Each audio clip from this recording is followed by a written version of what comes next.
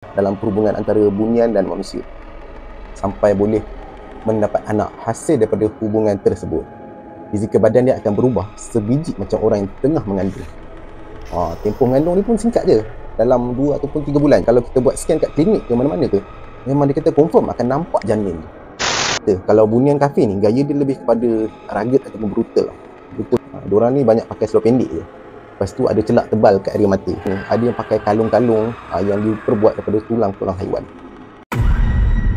A'udzubillahi minasyaitonirrajim. Bismillahirrahmanirrahim. Assalamualaikum warahmatullahi ta'ala wabarakatuh. Apa khabar semua? Okey, selamat datang sekali lagi ke Galeri Kasyaf Channel. Okey geng, kali ni penyampai cerita korang kali ni berwajah baru sikit. Sebab apa? Aku kali ni buka mas. Sebabnya aku adalah terima beberapa feedback dari penonton-penonton yang kata suara aku ni dari video-video sebelum ni agak kurang jelas sikit. So korang tak apa nak dengar kan bila aku pakai mask.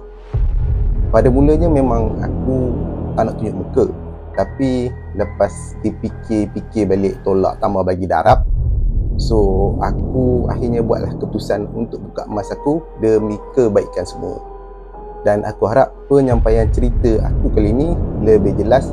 Dan yang paling penting sekali, aku mengharapkan penonton-penonton dari Galeri Kasyaf Channel terhibur dengan video-video yang aku sampaikan. Okey? Right, sebelum aku nak mulakan cerita, macam biasa, nak minta jasa baik korang untuk klik tombol like, share dan juga subscribe channel ni sebagai tanda sokongan korang. Pada sesiapa yang berminat untuk share kisah-kisah seram korang, boleh tekan link WhatsApp, Telegram ataupun email je dekat ruangan description dekat bawah video ni. Alright, untuk kisah kali ni, tajuk yang akan aku ceritakan adalah Alam Bunian atau Jin Kafir. Menarik tak cerita untuk kali ni? Okey, cerita kali ni aku sampaikan lebih kepada fakta dan juga ilmu pengetahuan, dan ada jugalah cerita yang akan aku sampaikan. Okey, kredit kepada si penulis ni yang aku namakan dia sebagai Abang Ali lah untuk video cerita bunian ni, dan aku hanya menyampaikan saja.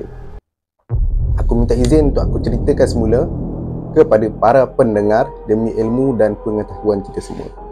Okey, video kali ni aku nak korang dengar dulu. Mungkin apa yang akan aku ceritakan ni mungkin betul, mungkin tidak. So, relax, chill dan santai. Okey? Kita mulakan dengan subhanallah walhamdulillah wala ilaha illallah wallahu akbar. Okey, kita tak nak buang masa. Jom kita dengarkan untuk video kali ini, Bunian atau Jin Kafir. Let's go. Bunian. Apa tu bunian bagi persepsi korang? Okey, ada yang kata bunian ni adalah sejenis bangsa jin yang kata bangsa-bangsa ifrit dan mempunyai kabilah-kabilah diorang yang tersendiri. Dikatakan juga yang bangsa-bangsa ifrit ni pernah berkhidmat lah di bawah naungan dan daulat Nabi Sulaiman alaihissalam suatu ketika dahulu. Gelaran bunian ni adalah panggilan yang telah diberikan oleh masyarakat kita di seluruh Nusantara. Jadi diorang ni tergolong dalam kelompok jin darat dan terbahagi kepada banyak kabilah. Setiap kabilah menguasai tempat pemerintahan masing-masing seperti dekat Bukit Bukau, Gunung Gadang Buada, air terjun, mata air, hutan belantara, padang pasir, gurun dan sebagainya lah. Bunian ni juga mempunyai pegangan agama yang sama macam kita manusia. Ada yang beragama Islam dan kafir, seperti Kristian pun ada, Yahudi, Majusi, Hindu, Buddha, dan ada juga yang tak ada agama, yang orang panggil ateis kan. Jadi diorang ni dikatakan mempunyai rupa dan fizikal sama macam manusia juga, dan diorang ni mampu bertukar rupa untuk menjadi apa saja dalam sekejap mata. Diorang ni boleh menonjolkan diri dalam bentuk waka lah, macam Pontianak boleh, Nang Sui, Tembalang, Pocong, hantu kopek pun boleh. Akan tetapi diorang ni tak mampu untuk meniru sepenuhnya sifat-sifat asal puaka-puaka tersebut lah. Contohnya macam terbang ataupun terapung, terawang-awang dekat udara. Itu diorang tak boleh. Cuma diorang ni bergerak sama je macam kita, iaitu berjalan kaki. Kadang-kala diorang ni akan menyelinap masuk ke dunia nyata dengan pelbagai tujuan. Contohnya macam dia ni nak menyakitkan manusia, membalas dendam ataupun memperak-perandakan manusia. Kebanyakan manusia bunian mempunyai banyak muslihat tau. Ini jenis hebat berlakon, kuat simpan dendam serta pandai memanipulasikan akal dan fikiran manusia. Jangka hayat diorang ni adalah sangat panjang dan ada dikatakan boleh mencecah ribuan tahun.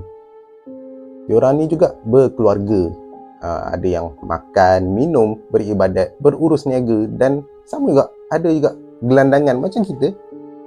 Dan setiap kabilah ni mempunyai seorang raja. Dan raja ni lah yang bertanggungjawab dalam setiap perihal urusan kabilah tersebut. Bunian Islam ni contohnya macam jin Islam lah. Dikatakan ada di bawah pemerintahan kuasa 7 raja jin Islam lah. Yang aku tahulah yang dia kata kat sini jenis jin Rukail, Jibrail, Samsamil, Milkiail, Safriail, Anayal dan Kapsyail. Aku tak tahu macam mana sebutan dia.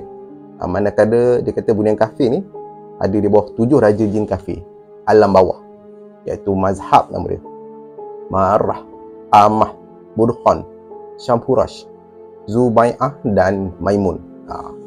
Kesemua raja-raja jin tersebut mempunyai kekuasaan, empayar kerajaan dan bala tentera tersendiri. Ada kekuatan yang tersendiri. Dan diorang ni semua dipantau dan dikawal oleh seorang malaikat, iaitu malaikat Qutbul Jalallah. Okey, tamat tentang beberapa fakta tu lah. Tapi ada lagi. Okey, cuma untuk video kali ni aku akan lebih ceritakan tentang pengalaman seorang lelaki yang aku gelarkan dia ni sebagai Abang Ali. Kata Abang Ali, cerita dia ni ada banyak pengalaman dia tentang erti kehidupan dia lah dalam perhubungan antara bunian dan manusia. Dan Abang Ali ni kata dia sendiri pernah mempunyai beberapa orang kenalan dari kalangan bunian Islam. Dan Abang Ali ni sendiri pernah menjalinkan hubungan cinta dengan gadis dari alam sebelah sana. Tapi hubungan tu lebih kepada kawan rapat je lah. Dan Abang Ali ni kata sebenarnya dia tak mampu sebenarnya nak bawa hubungan tu ke peringkat yang lebih tinggi. Sebab dia kata perbuatan tu dilarang sama sekali dalam Islam. Antara sebabnya faktor perbezaan alam serta perbezaan jenis bangsa dan ras keturunan. Kau faham kan? Sebab diorang ni berbangsa jin, manakala Abang Ali ni kata kita ni berbangsa manusia. Jadi Abang Ali ni kata dia masih waras dan berpegang teguh kepada syariat Islam. Ini apa yang dikatakan oleh Abang Ali itulah. Walau bagaimanapun, terdapat juga segelintir manusia yang menjalinkan hubungan dengan bunian ni sampai boleh mendapat anak hasil daripada hubungan tersebut. Ada yang kata hubungan terlarang, ada yang kata boleh. Aku pun tak tahulah. Tapi ini apa yang Abang Ali ni kata. Bukan aku yang tahu. Aku tak tahu. Aku cuma sampai je. Katanya yang melahirkan hubungan ni, anak tu akan dilahirkan dan hanya wujud secara gaib di alam sana dan bukannya dekat alam nyata, alam kita ni lah. Dan sekiranya manusia tu lelaki, maka masalahnya tak adalah rumit mana. Tapi kalau perempuan yang menjalinkan hubungan dengan lelaki keturunan bunian ni, Abang Ali ni beritahu masalah besar mesti timbul.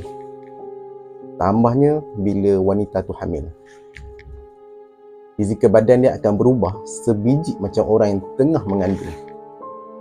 Tempoh mengandung ni pun singkat je, dalam 2 ataupun 3 bulan je, tak lama mana pun. Dan kalau kita buat scan kat klinik ke mana-mana ke, memang dia kata confirm akan nampak janin tu. Tapi geng, bila masuk je usia kandungan tu dalam 11 ke 12 minggu, perut wanita tu boleh mengecut tiba-tiba, macam tu je.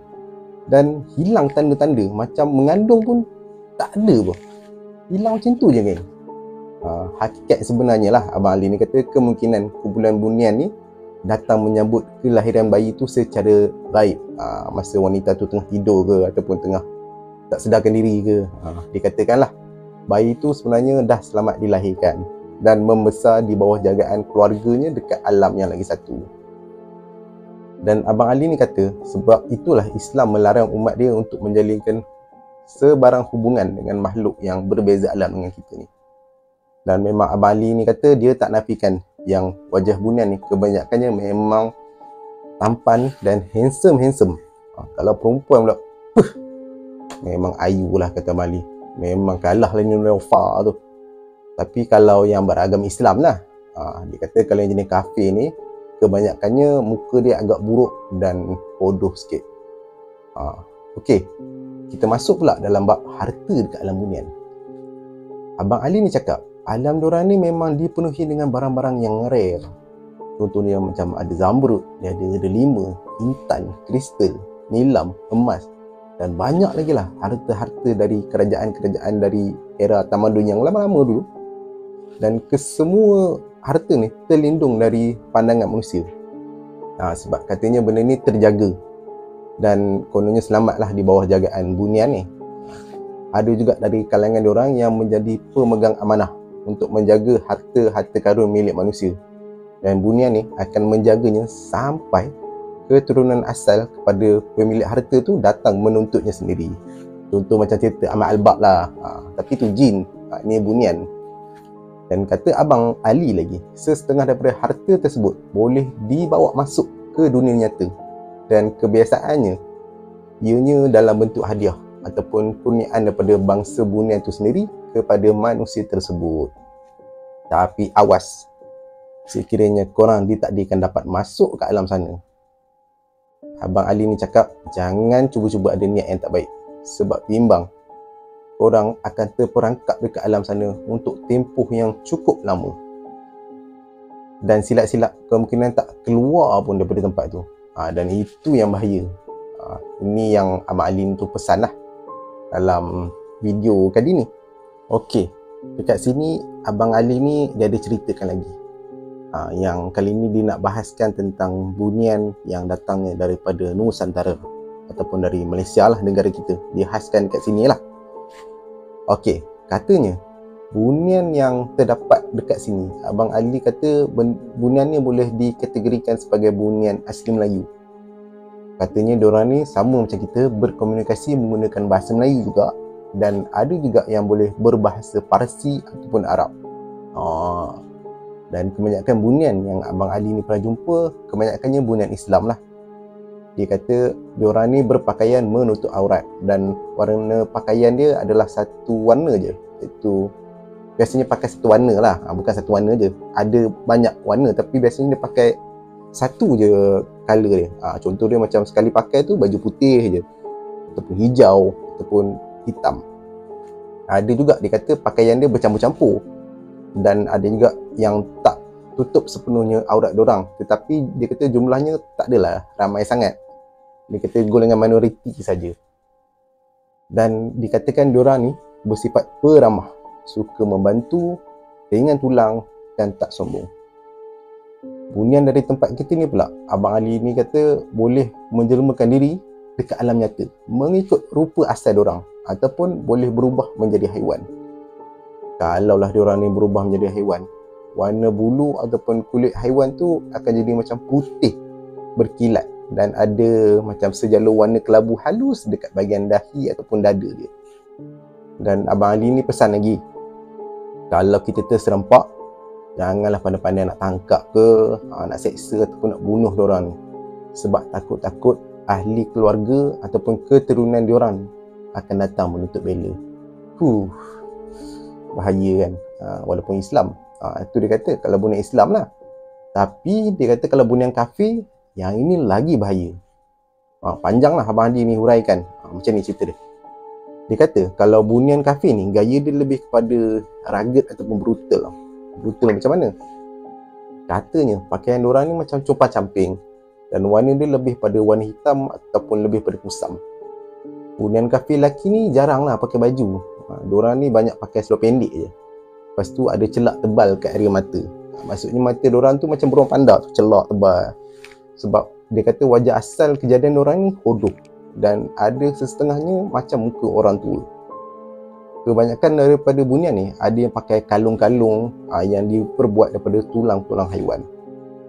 Favorite diorang ni memang sangat suka mempermainkan atau memporak-perandakan kehidupan manusia. Dan diorang ni boleh juga menjelma jadi orang tua boleh, nenek kebayan boleh, budak kecil boleh, orang kenit pun boleh. Dalam video aku sebelum ni pernah cerita kan pasal orang kenit. Dan yang jenis kafir ni boleh bentukkan diri dia macam haiwan juga. Cuma bulu ataupun kulit diorang ni lebih kepada warna hitam pekat. Dan biasa lokasi penjelmaan diorang ni biasanya dekat kawasan-kawasan sunyi lah, macam dekat hutan ke ataupun sungai-sungai. Diorang ni akan ganggu manusia sekiranya diorang ni berkenan pada seseorang. Kata Abang Ali, peringkat permulaan kepada gangguan tu contohnya dia akan datang melalui mimpi. Selalunya diorang akan munculkan diri dalam mimpi dan memberikan kata-kata nasihat, dia bagi macam pedoman ke, kadang-kadang tu siap petik lagi surah-surah dalam ayat Quran.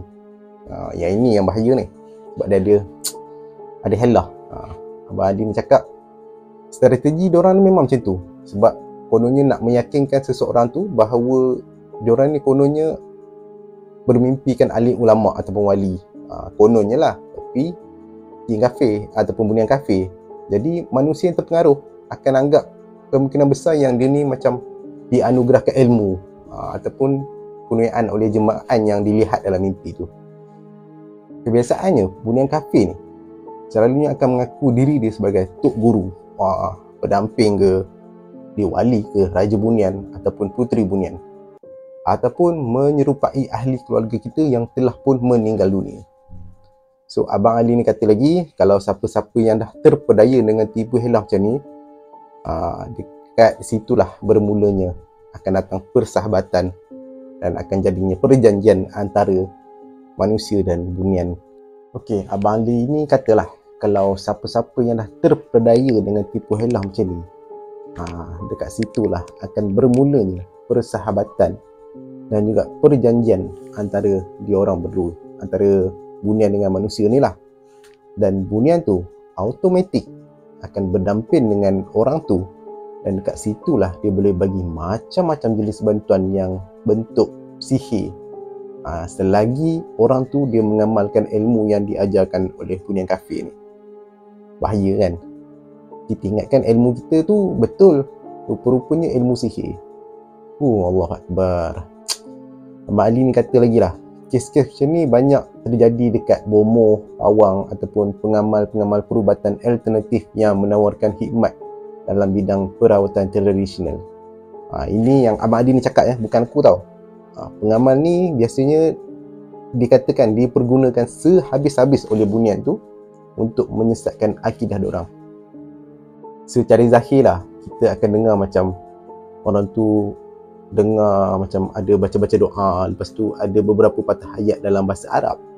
Tapi hakikatnya ayat-ayat tu bukan ayat dalam Al-Quran, tapi lebih kepada mantra tau, untuk memuji ataupun menyeru kehadiran bunian ataupun jin kafir tu. Okey, terdapat satu lagi hobi klasik para bunian ni, bunian kafir ni lah, itu diorang ni suka bergurau dan juga mempermainkan emosi manusia, sehingga boleh menyebabkan manusia tu tersesat jauh dari laluan asal, dan ada kalanya sampai terjebak masuk ke alam diorang ni secara tak sengaja. Kes-kes macam ni biasanya berlaku dekat habitat diorang lah, macam dekat hutan, atas bukit ke gunung, dan juga dekat kawasan-kawasan sunyi lah, serta jauh dari penempatan manusia. Diorang ni dikatakan akan memukau mata pandangan manusia yang jadi mangsa tu lah, dan akan membuatkan orang tu hilang arah tuju dan terus menuju kesesatan, dan secara tak langsung dia punya motivasi, semangat tu akan jadi lemah, dan akhirnya dia akan terperangkap dekat situ untuk satu tempoh yang tak pasti. Kebanyakannya berjaya lah keluar ke dunia nyata dengan selamat, tapi Abang Ali ni kata ada juga yang terperangkap seumur hidup dekat situ, sampai kan dia boleh menyesuaikan diri dekat alam tu.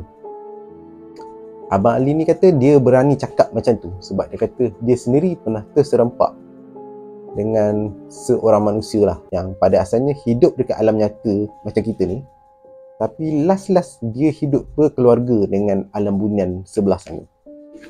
Sampai satu masa akhirnya dia memilih untuk hidup dekat alam tu sampailah sekarang, geng. Cerita-cerita macam ni aku pun biasa dengar juga, geng. Kononnya macam orang tu dia duduk dekat alam bunian tu sampai beratus-ratus tahun. Rupa-rupanya orang tu masih lagi hidup sampai sekarang. Tapi betul ke tak, aku tak tahulah. Cuma aku dengar cerita-cerita macam dari orang-orang tua lah. Wallahualam. Okay, Abang Ali ni ada pesan lagi. Kalaulah kita berada dalam situasi tu macam tersesat ke alam tu, Abang Ali ni nasihatkan make sure sentiasa berada dalam keadaan berwuduk. Lepas tu dia kata jangan henti selawat ke atas junjungan besar Nabi Muhammad sallallahu alaihi wasallam. Lepas tu dia kata baca ayat kursi, lepas tu baca lagi ayat 285 sampai ayat 286 dari surah Al-Baqarah. Nanti korang google lah apa ayat dia, sebab dia panjang, aku tak boleh nak tulis sini. Sabda Rasulullah lah. Abang Ali ni kata barang sesiapa yang membaca 2 ayat di akhir surah Al-Baqarah pada malam hari, nescaya Allah Ta'ala akan menjaga dia dari segala gangguan musuh dan syaitan.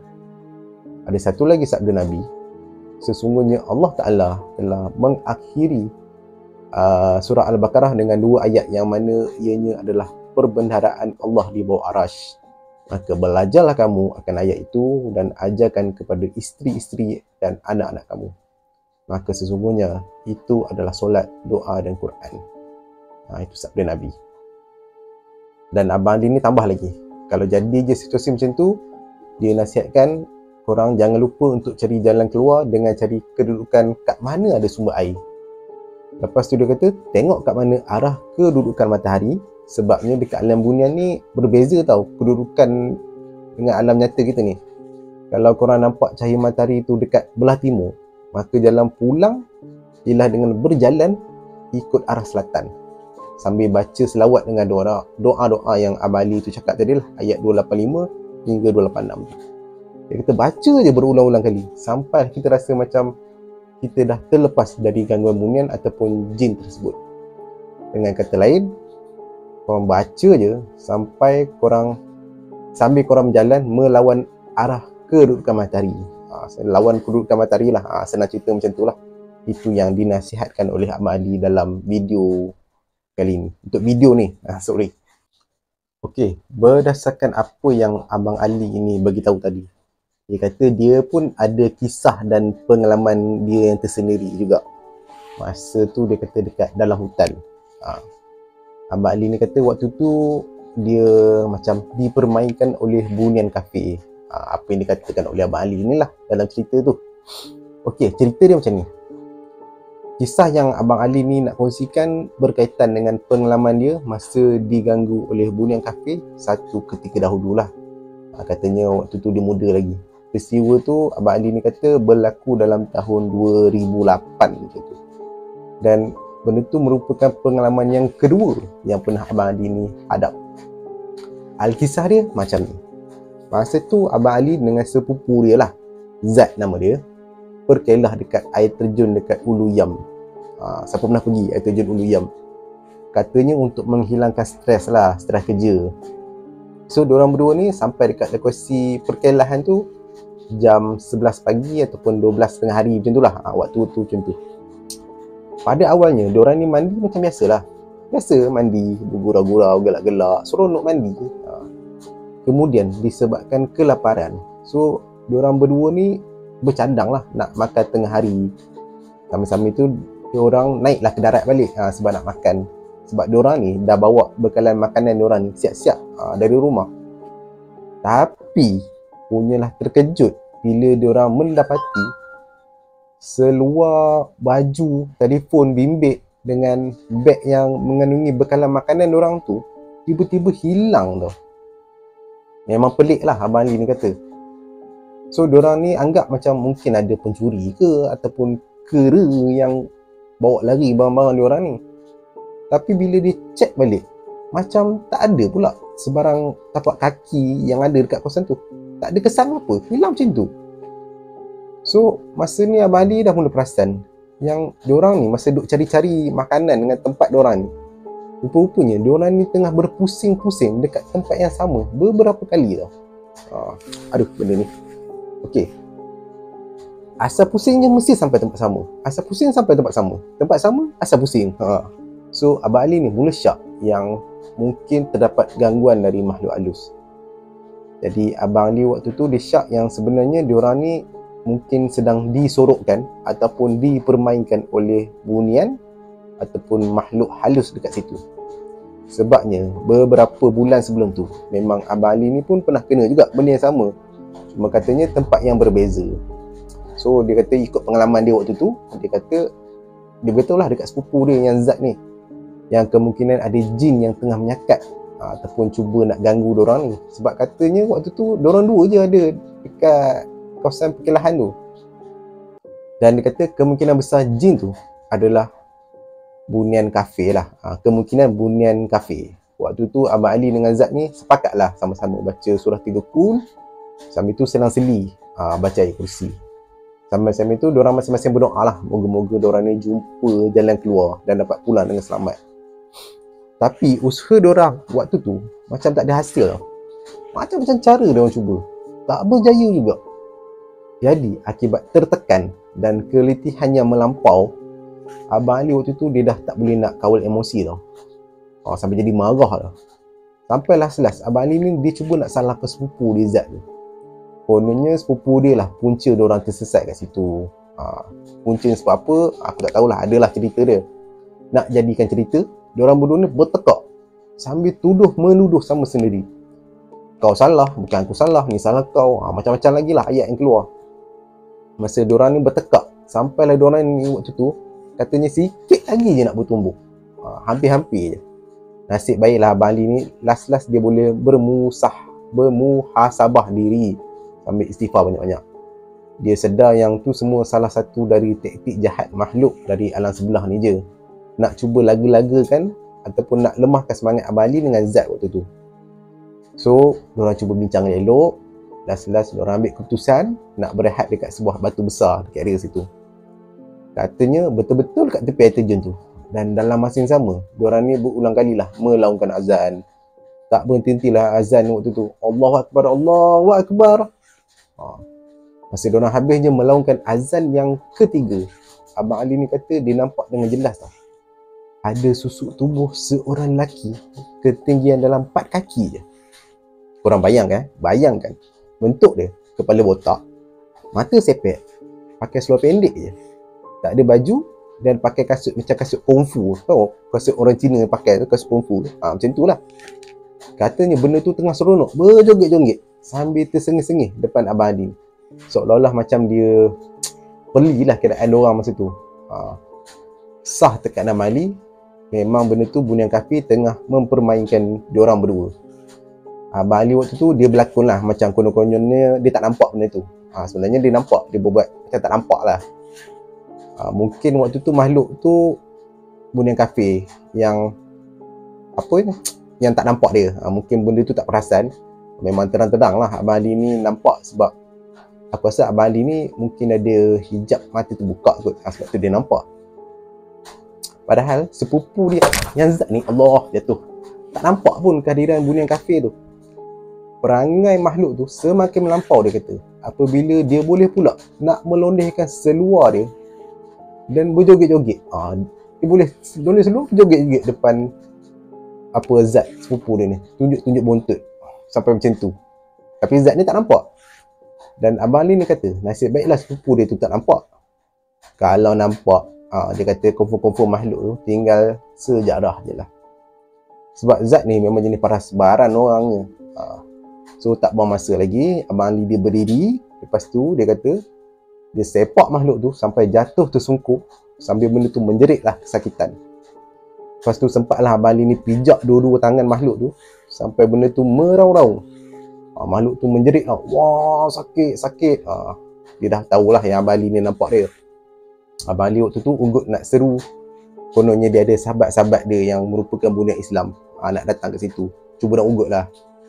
Dia suruh, kalau kau tak lepaskan kita orang, aku panggil bunian kawan-kawan aku ni yang Islam ni, bawa untuk hukum kau. So makhluk tu merayu-rayu lah, minta maaf dekat Abang Adi.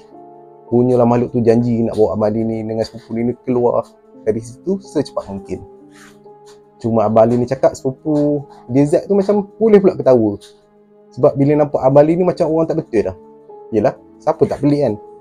Kalau tiba-tiba nampak Abang Ali ni terjerit seorang-seorang, duduk cakap seorang-seorang, boleh pula buka langkah silat lagi. Lagipun Abang Ali ni kata dia tak nak cerita yang benda-benda hijab dia terbuka ni dekat sepupu dia. Sebab katanya dia takut kalau sepupu dia ni tak percaya. So Abang Ali ni just diamkan je lah. Dipendekkan cerita, tak lama lepas tu, suasana dekat sekitar diorang ni tiba-tiba berubah. Dan hari pula terus jadi malam.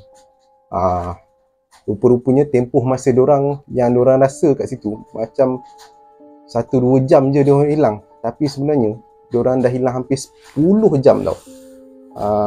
Punyalah dia kata sepupu Abang ni bersorak-sorak keseronokan. Seronok lah dapat keluar kan. So benda tu dah bawa diorang keluar mungkin dalam keadaan batin lah. Of course lah, dah jumpa jalan keluar kan. Yang menariknya, bekalan makanan diorang tu yang hilang tu sebenarnya ada je kat tempat asal. Tak berusik langsung sejak dari diorang sampai daripada pagi tadi. Cuma Abang Ali ni cakap dia tak sempat nak berkenalan dengan makhluk tu sebab benda tu automatik hilangkan diri masa zat tu tengah bersorak-sorak masa jumpa jalan keluar tu. So Abang Ali ni kata diorang akhirnya selamat keluar dari kawasan tempat mandi-mandi tu. Dan perasaan jam pun dah menunjukkan dekat 2 pagi tau. Bayangkan geng, nampak kejap. Padahal dah lama sebenarnya diorang kat situ. Dah tersesat hampir 10 jam dekat alam sebelah. Tak tahulah sama ada benda tu dekat alam jin ke atau alam bunian. Wallahualam. Okey, jadi itulah dia kisah dan juga pengalaman dari Abang Ali. Cerita macam mana dia pernah diganggu oleh bunian kafe. Tak tahulah bunian kafe ataupun memang jenis jin kafe.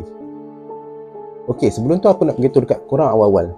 Kisah dan fakta-fakta yang Abang Ali ni ceritakan adalah dari sudut pandangan Abang Ali saja. Sebab aku percaya setiap orang ada pandangan yang berbeza-beza dan masing-masing ada pendapat orang sendiri mengenai kewujudan orang bunian ni. Okey, sebelum aku nak undurkan diri, aku nak beritahu yang segala apa yang aku sampaikan tadi, aku harap korang anggaplah cerita tu sebagai hiburan untuk korang semata-mata. Okay? Yang baik datang dari Allah dan yang buruk salah datang daripada kesilapan aku sendiri. Okay geng, so macam mana untuk cerita kali ini, bunian ataupun jin kafe? Betul atau tak? Sebenarnya ada banyak lagi cerita tentang bunian ni, macam-macam versi dan pendapat. So kalau korang berminat nak dengar lagi kisah-kisah yang macam ni, jangan lupa untuk komen dan berikan pandangan korang. Okay? Kalau korang suka, insya-Allah boleh request. Nanti aku akan ceritakan untuk konten-konten tentang bunian ni lagi. Alright, so kita jumpa lagi untuk next video. Assalamualaikum warahmatullahi wabarakatuh. Bye bye.